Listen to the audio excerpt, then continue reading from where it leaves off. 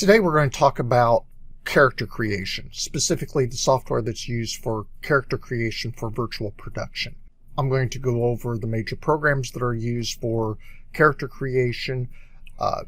In a later tutorial we'll talk about animation, but today we're going to specifically focus on the creation of our characters. One of the most popular programs for creating characters from scratch, sculpting a character, would be Zbrush. Zbrush was recently acquired by Maxon, but still is one of the most powerful programs for creating a character from scratch.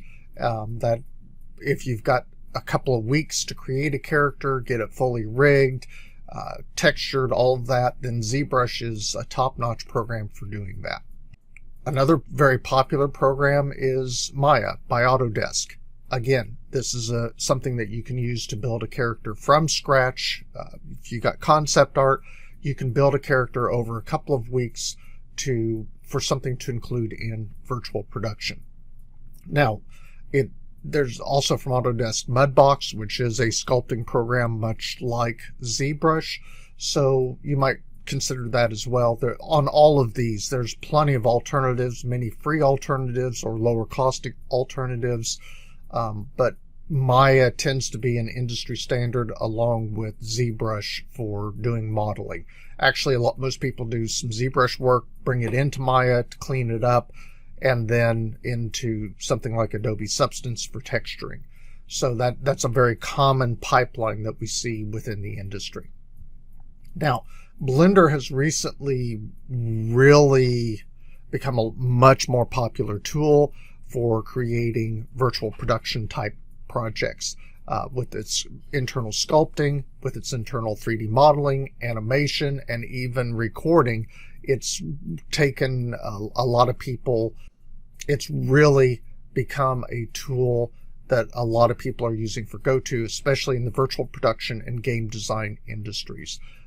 My program has shifted over to Blender from more expensive programs because as an indie or small company, Blender's free to use. It's an open source program. It's become incredibly popular and it's very powerful. So Blender's definitely one that I would recommend checking out.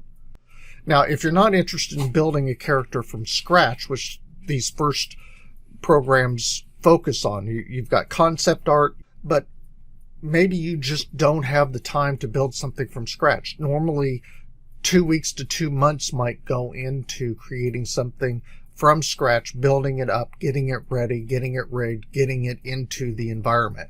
Sometimes we just simply don't have the time to do a project like that.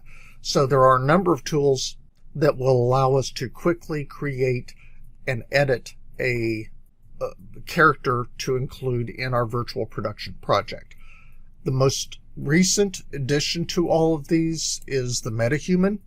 Metahuman by Unreal Engine is free to use with Unreal, which is the dominant program being used for virtual production. Unity will also do virtual production, but Unreal is the one that everybody's really paying attention to. So the digital humans from Metahuman are incredibly high quality. They give us a lot of skin texture. They've got skin depth. The eyes look realistic. We get through that uncanny valley with the Metahumans. So you could use a Metahuman for background or crowd, or even as a main character in your virtual storytelling, especially if you're doing real-time CGI or mixed reality. You want to use these for it as a part of that environment. So they are a popular solution to that type of situation.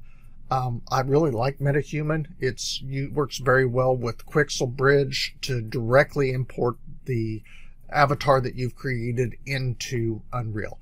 Now, when I say Unreal, I am referring to Unreal 5. I've been using Unreal 5 now for about 9 months. At the time of this recording, it has not been released for full version. It's still in early access, but it's stable, it works, and everything that I'm doing is stable. And I'll talk about in later videos some pathways for some of the other tools for bringing it from older versions of Unreal into version 5. So Metahuman's a great tool. Now, if you're going for something that's more stylized and already created, Ready Player Me is an interesting solution. The characters can be quickly developed. They are more stylized. Clothing options are kind of limited unless you're willing to make your own clothes for the different production.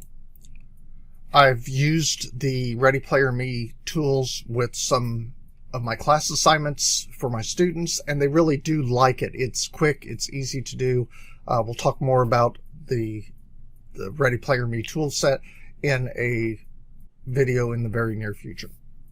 Now, industry standard, as much as our industry has a standard for an industry that's only 2 or 3 years old for virtual production, and that's not saying virtual production hasn't been around longer than that. Real-time CGI, doing animations in 3D environments has been around for quite some time. But the emphasis on virtual production for film and television is really a much more recent addition, which is what's getting all the attention on this. But Real Illusion has really set the standard for being able to create characters quickly, easily, and be able to have them ready and rigged to use inside of a game environment. The next version of Real Illusion Character Creator and iClone, which is the animation software, is due out second quarter. So, it's an amazing piece of software. I've been using it for a few years now. I really like it. I encourage my students to use this. If you're interested in it, it does have a trial version available. I'll include links down below in the description. So, great tool. Now, the biggest problem that we run into with every single one of these programs is clothing for the avatars. There's some basic clothing that comes with all of them, but that quickly becomes, oh, look, it's the red sweatshirt or the basic dress or something like that.